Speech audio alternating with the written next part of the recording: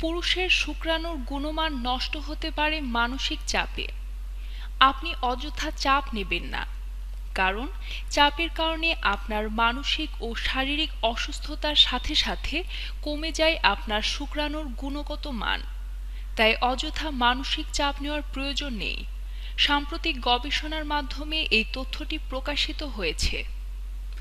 একটি মানুষের মানসিক চাপ থাকলে তার শুক্রাণুর গুণগত মানও কমে যেতে পারে।